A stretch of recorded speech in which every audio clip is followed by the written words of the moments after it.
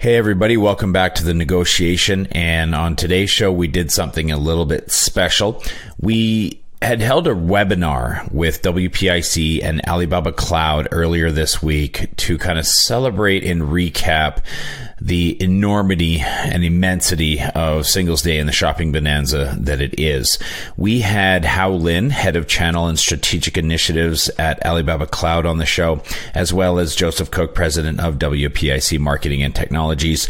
We spoke about opportunities for global brands in China, the process it would need to undertake, what an ICP license is, etc., as well as the broader trends that are being seen in the market today and how technology is impacting them.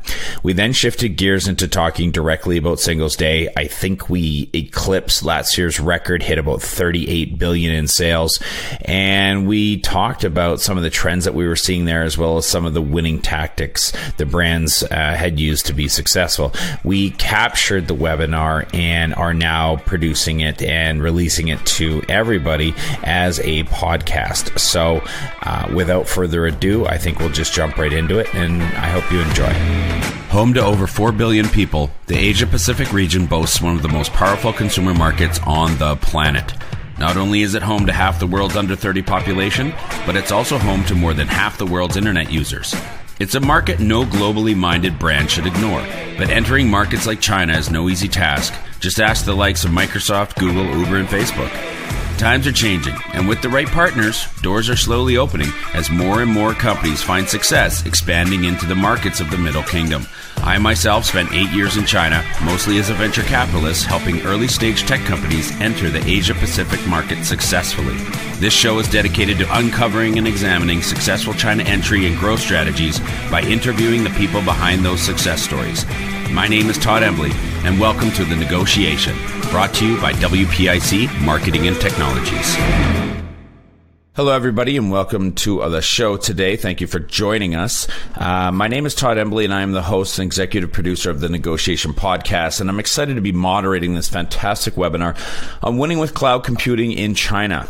I'm going to be joined today by two special guests. First, I'd like to introduce Hao Lin, who is joining us from San Francisco. Hao is the head of channel and strategic initiatives at Alibaba Cloud. For those who are unaware, Alibaba Cloud is a leading cloud computing platform that provides small, medium, and enterprise organizations with cloud solutions across a variety of sectors. Hao, thanks for joining us. Thank you, John. And out of Vancouver, we are joined by Joseph Cooke, who is the president of WPIC Marketing and Technologies. WPIC is a tech consultancy with co-head offices in Vancouver and Beijing, and they help global businesses expand into China and Japan through data analytics, e-commerce solutions, digital marketing, and much, much more. Joseph, thank you very much for jumping on here. Thanks, Todd. Pleasure to be here. Just to kick things off, why don't you guys describe for the audience at a high level what the opportunity is for global brands in China? Maybe I'll throw that over to Joseph first. Sure. Thanks, Todd. Pleasure to be here today. Thanks, everybody, for tuning in. Well, when we look at the opportunity, we can trace a trajectory, back a half a dozen years in China, where we've seen the, internet citizen rate, go from, 300-400 million skyrocket up to, give or take a billion, depending on which data you look at. So, it's a massive internet market. It's the most massive internet market in the world. Overlay that with some of the details and metrics we have around the quantitative value of this market as well. What we see from straight e-commerce transactions, we see north of $1 trillion US in annual GMV for online purchases. And that doesn't even take into account those that research and make purchasing decisions online, but then take the purchase offline. So it's an incredibly massive, influential, and very important internet in the world to be focused on. However, we're challenged with this firewall that surrounds the market, and that firewall can cause all sorts of complexity for global organizations who wish to sell and grow their market and enter the market via the web.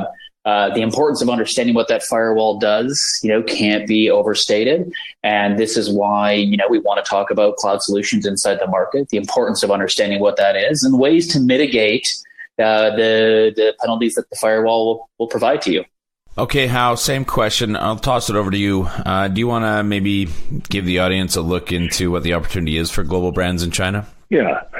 No, thank you. And I think Joseph really provided a very comprehensive answer. I can only try to add on to what Joseph said, but just like Joseph said, it's a very, very large market, and we really haven't gone to even realizing half of the total market yet.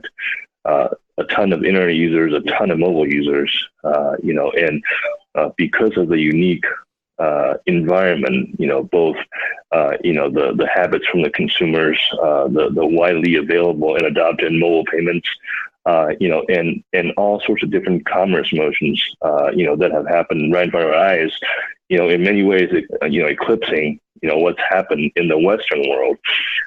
It really is a great opportunity for global brands to start capturing some of these, newly, how do I say this? All of a sudden, a very booming middle class, and their consumption habits and their consumption targets. Now, one of the welcoming things, for companies from the Americas or from the Western world is that they love quality goods. Right. So they often, seek out to companies and brands from the Americas because they perceive that, companies from this side usually equate to quality goods. So, we really have this buyers wanting to buy and seller wanting to sell situation. And just like Joseph said, we just need to make sure that we can be well prepared to enter this market, play the way that this market needs to be played, and then maximize the opportunity for the China market. And that includes, technology. Joseph talked about the firewall, among other things that, we really should be more prepared about. And in order to truly capture this booming market. Okay, so Hao, let's continue on with that. You were talking about being more prepared. What's the process that brands need to undertake in order to fully realize this opportunity? That's a great question. I think, first of all, we have to look at China not just as another market. I think this is probably, based on my experiences dealing with global brands, this is probably the biggest misnomer, in terms of trying to get a bigger share of the China market. So a lot of the companies I deal with, they try to leverage the strategy they have globally, whether it's a technology strategy or it's a business expansion strategy or it's a customer acquisition strategy. They try to leverage the global strategy and simply make that the China strategy. I would say that is probably the number one thing that the global brands should get over. And really have a China for China strategy. And, once we got that out of the way, once, you agree that, China requires a different strategy in order to be successful for global brands, then you can start taking a look at all different aspects, of the business environment, the political environment, the technology environment, among others. There are a lot of different elements at play that are very, very different from them of the Western world. So I'll give an example. Do you know that, of the e-commerce transactions that, Joseph was speaking about, right? And China does have the largest e-commerce market globally. Do you know that 90% of all transactions take place on mobile? So I'll tell you this, I work for Alibaba, and, I still purchase goods from Amazon.com on my laptop. I prefer that, right? This is, a very, very big difference between, the consumer habits of China and the rest of the world. And this is, I'm hoping, one of the things that can illustrate, China is a different market. And in order to fully capture, maximize your opportunity in China, you got to do things differently. And I would say that's the number one advice, I would have for brands in order to maximize their China opportunity is to have a strategy for China and not have it be just, a part of your global strategy. Okay, thanks, Hao. Joseph, what are the first steps in the process of brands realizing this opportunity in China? Well, let's take a step back. Let's look at the market as a whole, right? So, you have your obvious big four cities, Beijing, Shanghai, Shenzhen, Guangzhou. This is typically referred to as the first tier cities. You have other concepts in China where you talk about the China 50 or second tier cities, right? The China 50 might be the next 50 biggest cities inside China. There's data to, talk about, there's 100, 102, 105 cities in China, all with 100 million people plus. The likelihood that brands and organizations in the US or globally don't know the names of these cities or where they're located is pretty high, right? And so, you think about strategies of how to approach the market for brick and mortar, signing distributors, going kind of classic international expansion methodology is where you would, sign one distributor, maybe two, cut the market up geographically into two parts, north, south, or east and west, let distributors take it, or, invest in some brick and mortar in your first tier cities. It's one thing to, establish, a flagship retail outlet, in, Nanjinglu in Shanghai, right, where you're going to get a lot of foot traffic. But really, you're talking about scratching the surface of maybe, basis points of that actual market, right? The real market, how touched on the rising middle class, the real market sits inside these second tier cities, right? Cities like Chongqing with over 30 million people in them, Jinan, Nanjing, Suzhou, cities that, global companies rarely go to, rarely invest in.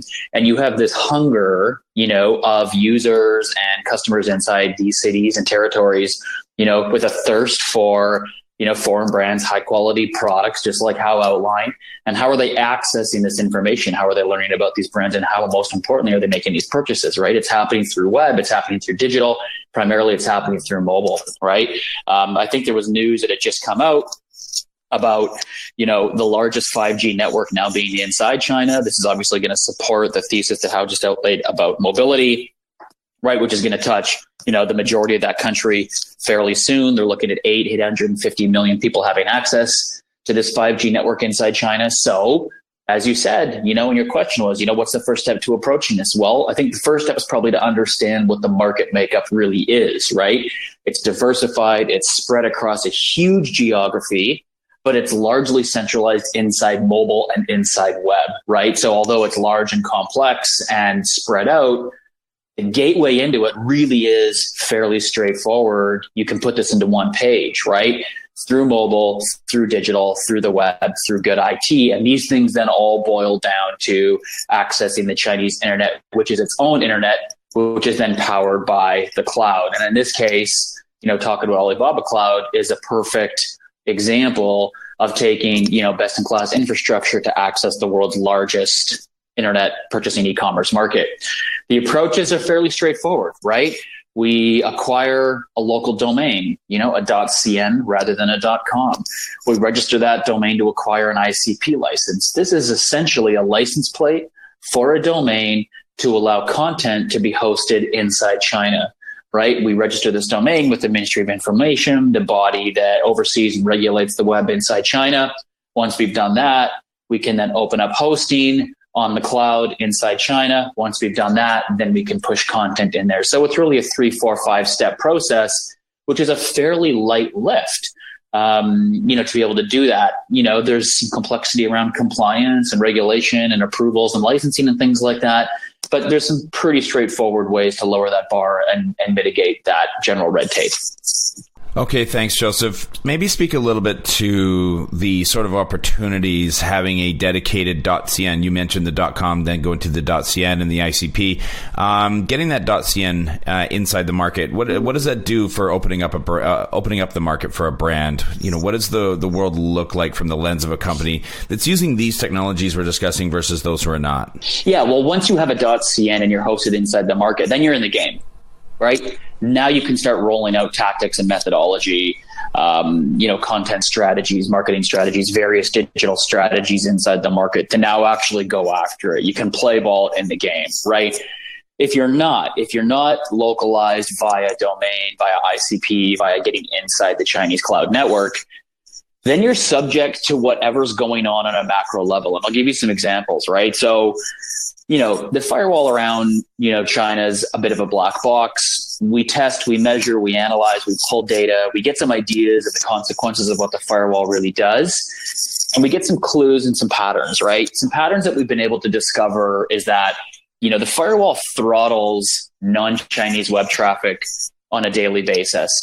This typically happens late afternoon into the evening when Chinese internet traffic goes into its peak performance modes, right? So, let's stick with the suggestion that at the low end, there's 850 million people online in China.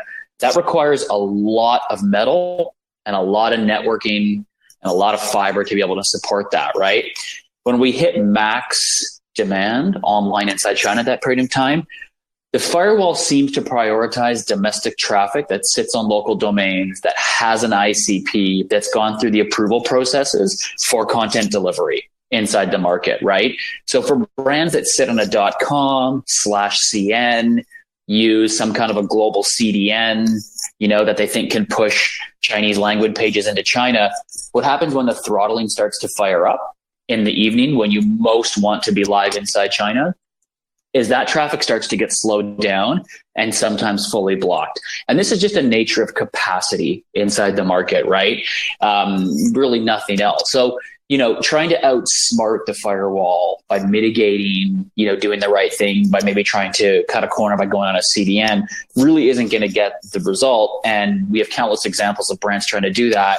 It's just not going to get the result that one wants, right? So, doing the .cn route and taking that lift on, that extra little bit of effort, that last mile of tech work, all of a sudden now changes your world for now being able to participate in the game and go after some of that share of wallet, which is north of $1 trillion US annually. So it's a significant, game changer, we think, for organizations.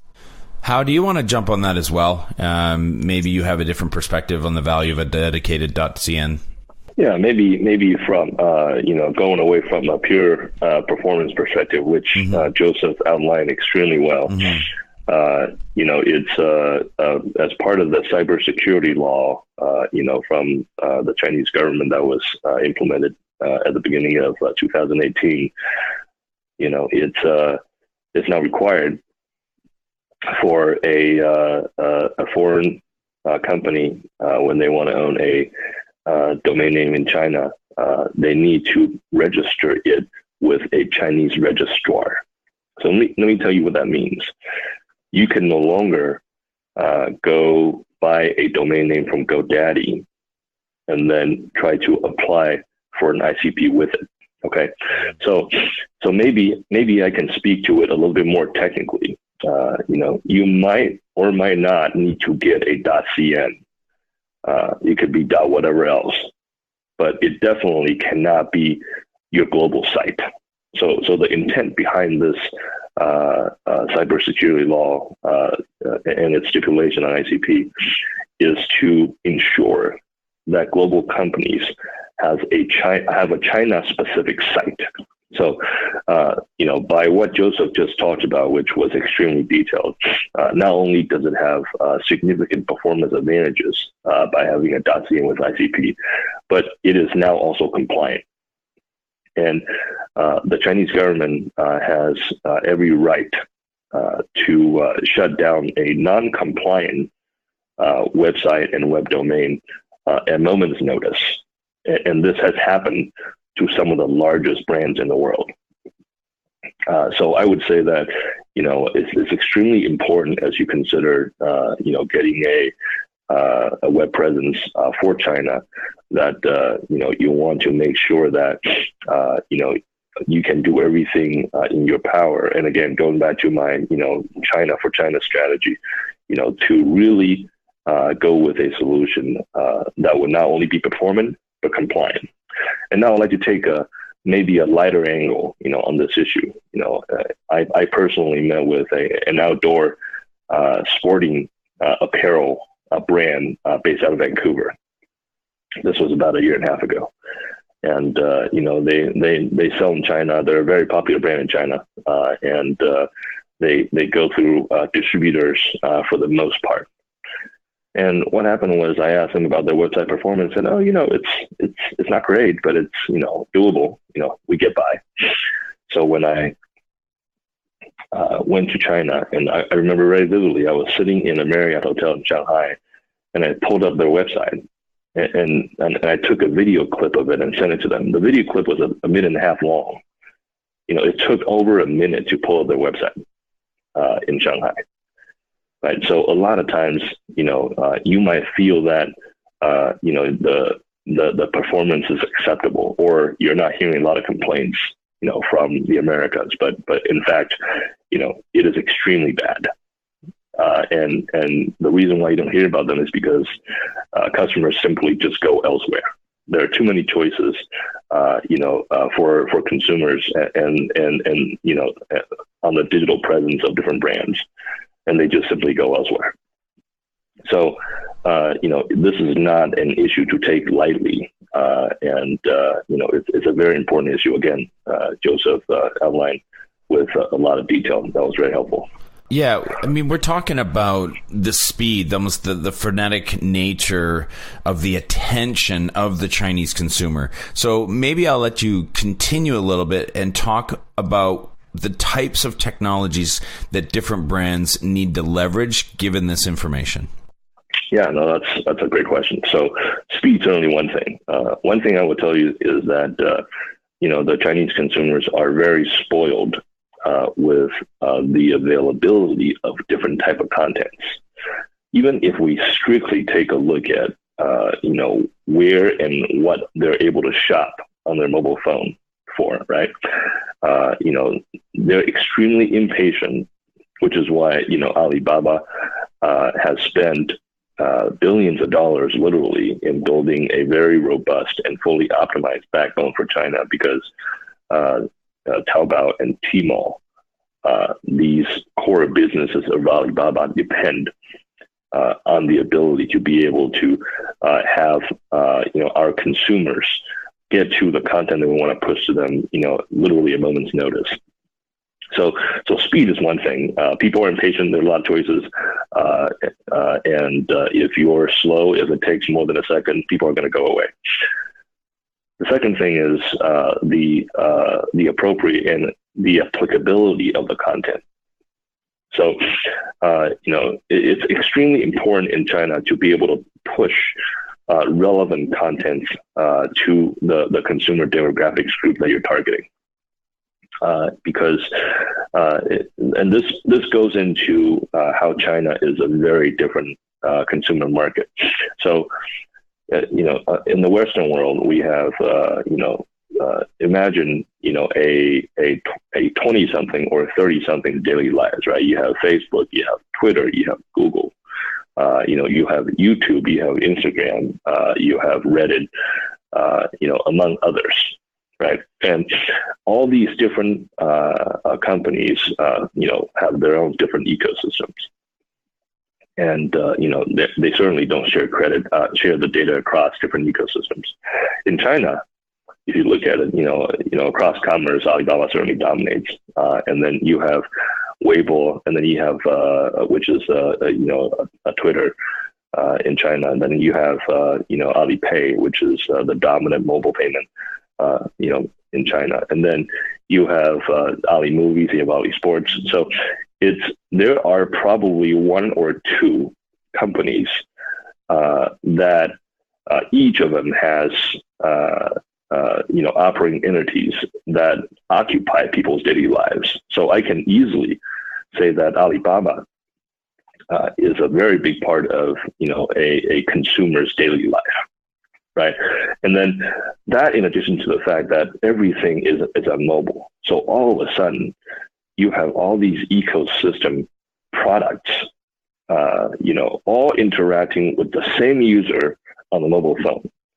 And then in China, getting a mobile phone isn't so easy. You got to go through real name registration, right? Here, I can go to an AT&T store, or I can go to a tele store, and then I can get a burner phone. And it's not that easy to accurately identify the end user. But in China, it's different. The companies and the government know exactly who is behind what mobile number. So when you combine these characteristics, companies have started to take advantage of the fact that, you're able to get, a very, very accurate profile of your customer. So what we call in the Western world, the customer 360. In China, you can get pretty damn close, right? So what does that mean for brands wanting to enter China? Your competition has a very good profile of their target demographic.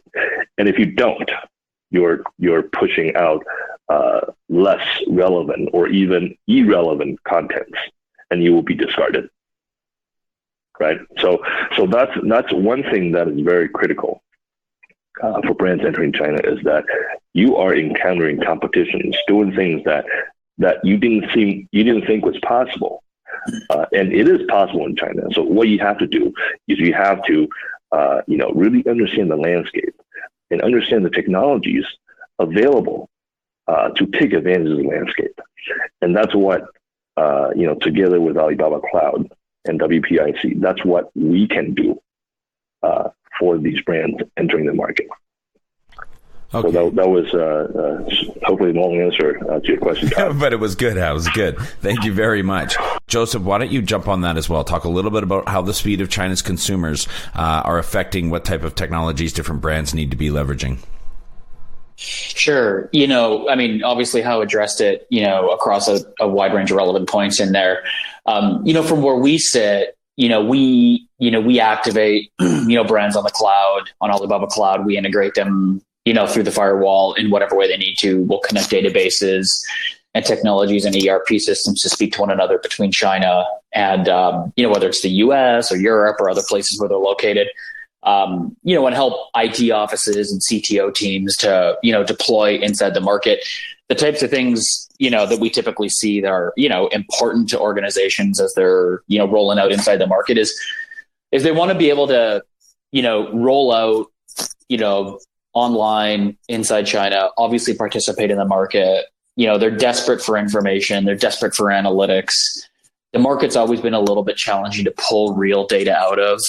So, when an organization deploys, inside Alibaba Cloud and they get some robust, analytics programs built into that, it allows them to understand the pace at which the market moves. And as they adopt new technologies, you have the leaders inside the market, you have the mainstream channels, but, new channels are popping up quickly. And if you're not in the game, if you're not measuring that data, it becomes really challenging to understand how the consumer market shifts, how, a particular post, that goes viral on WeChat could be something that, a really prominent brand out of the US has just no visibility into.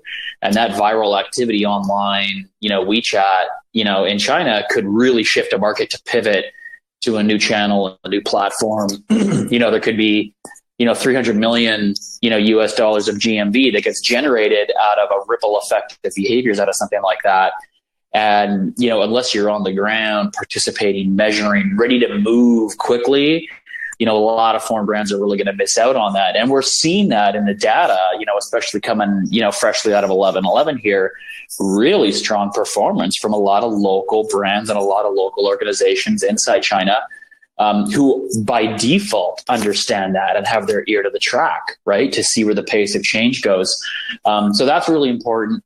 Another thing that we typically deal with from where we sit is when, you're working with global organizations and hypothetically they use something like Salesforce or Marketo for marketing automation, or they use Salesforce for their CRM, and managing customer and client data.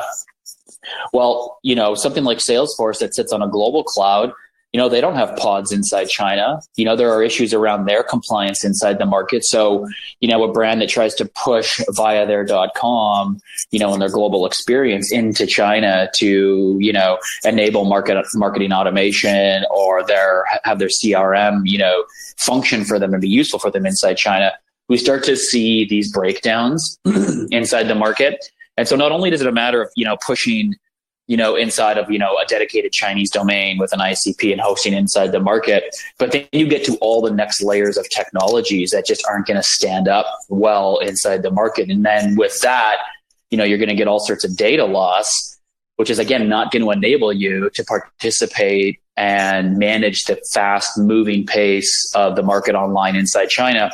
thus just propelling your success downward, right? At the end of the day, you'll have a CIO's office, sitting in, Midwest US looking at the data from China and the performance and saying, what's the big deal with the market? We're not seeing it. Well, really what they're not seeing is the path to success, and they're not really being able to read the tea leaves in the market, right? That help them understand, okay, if we made some shifts to our procedure, then we're going to be able to participate, in some of the success and leverage this fast moving, environment that you stated. We're going to move now to Singles Day discussion, move into the next phase of this. And maybe I'll come back to you. What are some of the broader trends that you're seeing among Chinese consumers this year? How is technology impacting that? Sure. Well, we have the run up to Singles Day. We have the run up to 11/11. Everybody knows what this is. And this was, just a gift from Alibaba to the world to say, come and liquidate inside China, right? I think one of the trends that we've seen this year is, as opposed to other years, traditionally what you've seen is you roll into Singles Day, being November 11th, is you start to see a lull in transactions roughly about a month in advance of that. So in September, we have the 9/9, the September 9th Shopping Day Festival, which can be extraordinarily successful. The remainder of September runs fairly normal. And then in October, we start to see things slow down. And I think this has always been a combination of, brands putting a lot of their bandwidth to preparing for 11/11, as well as potential consumers holding off on those purchases until the sales and promotions start to come out and get released. What we saw this year was we saw no dip in October. So we came out of the September 9th 9/9 festival really strong, September being really strong, and continuing that trend right through into October with traffic, demand, inquiries, sales, basket activity, all continuing the upward trajectory throughout the year, which was a major change this year. Now that we've had, the pre-sales come in and performance in and around 11/11 start to, show its colors, it was a really, really strong performance coming out of it.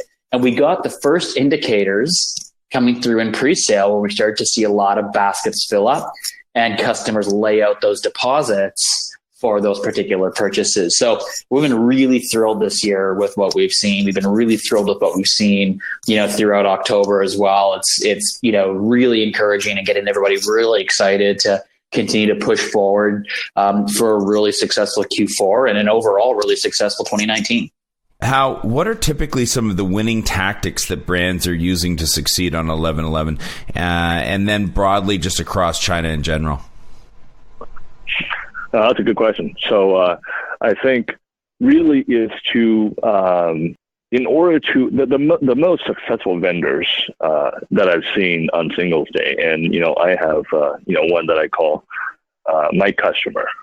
They consistently have been over the last couple of years, the top 5 brands of all brands, not just foreign brands, but all brands on Tmall on Singles Day, is that they engage the Chinese consumers through a process of gamification. So what does that mean?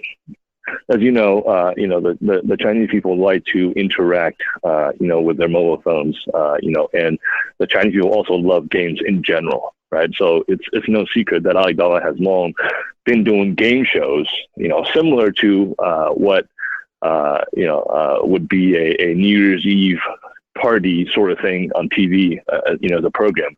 Alibaba has done game shows through the mobile phone to get their consumers to interact with them for Singles Day. Now, the most successful brands that I've seen have also adopted this tactic, and they try to engage their consumers right up to Singles Day. Literally when the clock strikes 12. Or 12 o'clock and 1 second. And that's when, the consumers are ready and they're in the mindset and they're, making the purchases of the products from the brands that they've been engaged with. So that's one tactic that I've really seen, take off for some of the top brands that have done well on Singles Day is to keep their attention, stay engaged with them, using gamification so that the consumers are able to have fun, and then when they do, they tend to spend money.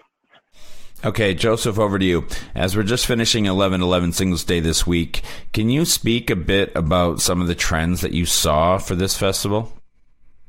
Yeah, I mean, it's no surprise that we saw, transaction volume up. We saw basket size up, and we saw overall turnover up across a multitude of sectors: apparel, footwear, outdoor, cosmetics, topical skin, personal care, children's, etc. Everybody was up, which is great, obviously, right? This is what the brands are going to want to experience. And we weren't subject to, super heavy discounts either to drive that, which again is so encouraging. So this provides all sorts of opportunity and runway for brands to, kind of exploit this reality inside the market. Something that we've seen, and this supports, what Hao was talking about in terms of successful strategies he's seen in his recommendations, is we have seen, and we saw it this year, and we're continuing to see this growing trend, is a major decentralization of web behavior inside the market. So, consumers are seeking intel and content and data from a multitude of sources to validate and verify before they make a purchase. Not much different than what we see in the West, right? As users go through the purchasing hierarchy through that funnel, we start to see, awareness and conviction, and preference, get triggered at different stages of the funnel. And we're using different channels to be able to amplify that, right? Whether you're pushing to, a content platform, a forum, a portal, a BBS, believe it or not, which are still hugely popular inside the market. Social and WeChat plays a role at some point in the process. Ads and content and customer service inside Tmall plays a role at some point, of course. But we're seeing this real large decentralization, where really supports our long-standing, decade-long thesis, where we are such fans of, this .cn strategy. .cn being a metaphor for a Chinese website hosted inside the market, because with the decentralization, you need some repository to collect the intel and the data, to feed back to decision makers, per your earlier question. So we can use, a China hosted site in some way, load it up with an analytics measurement tool to use that to shoot out and push content out there in the market, refer users back to the site, use something like an OAuth 2.0 protocol to get people, automatically signed in and logged in and following, a social channel, which pushes them to the social channel and then back to the site, using API connectivity, with Tmall to then shoot them from a product page on a site over to Tmall and then back and back and back and forth until finally they make the purchase. So really using all of these channels, basically anchored in a .cn, cloud experience, just as Hao says, to command the attention, to keep the consumer eyeball on you and only you, right from initial discovery through to end purchase. And based on your sector, and product and price point, that could be a 10-minute journey, or that could be a 10-day journey, or that could be a 10-month journey, depending on what it is, right? So, this has been the trend that we've seen growing over the years. It's stayed true, ever since even Weibo came online many years ago, through to now this e-commerce revolution, largely driven by Alibaba and Tmall. Thanks for that, Joseph. Okay, guys, we're going to go to some questions from the audience now. And Hao, maybe I'll jump over to you. We've discussed being prepared to do business in China, but as we've seen, 11/11 is a totally different story. They call it Black Friday on steroids. So can you talk a little bit about what's required from a brand to be prepared for this, special time? And in order to participate, what do they need to do to be prepared just for being able to offer deals on 11/11? Well, I think, what is cool about 11/11 and frankly Alibaba's platform is that, for the most part, the infrastructure needs, on the e-commerce itself is taken care of for you, right? So if you're setting up a shop on Tmall and, you don't really need to worry about, the infrastructure needs for 11/11 because it is tremendous, right? Last year, 2018, since the numbers this year haven't been finalized, 2018, the number was 31 billion, the first billion, which was done in the first 55 seconds, right? So just imagine the infrastructure needs that you don't have to worry about. Now, it doesn't mean that because the e-commerce infrastructure burden doesn't fall on the brands, it doesn't mean that you don't need to be prepared for your own digital presence and the type of traffic that a successful 11/11 could bring. Right. So, like we have talked about, during this webinar, that having a .cn, having the right infrastructure, for the Chinese consumers, having the right CDN to be able to serve consumers in the second and third tier cities, like Joseph said earlier, having the right security measures, right? China remains one of the most active markets for DDoS attacks. For any public-facing web presence, having the right business level security. Do you know that if you had a consumer make a comment on your digital presence, whether it's a mobile app or it's a website, and that comment happens to be politically sensitive, that you're on the hook for that, right? We've seen, like I said earlier, we've seen some of the largest brands in the world have their website shut down by the Chinese government because of, the carelessness in handling information that is on their digital presence, right? So these are all the steps, almost like a checklist, that you got to be able to, step through and make sure that, every one of the boxes is checked before you can, feel confident in, serving the right content, which is, like I said earlier, it's of the most important, one of the most important things in order to be successful in China is serving the relevant content, right? So, with Alibaba Cloud and with WPIC, this is the type of value that we can bring. We can help you through the checklist. All right, Joseph, I want to come back to you and give you the opportunity because I know you'll have some brilliant answers for this. So talk a little bit about, the 11/11, what's required from a brand in order to participate, and how can they make sure that they're prepared for everything that's special and monstrous about 11/11? Sure. Thanks. Well, I think, communication with the platform is critical. Hao mentioned that, really the platform does the lift and they're the ones that are doing all the work, which is great. So, what can you what can you do to be a good steward of that, as a brand? Early communication, really strong relationships with your shower or your category manager.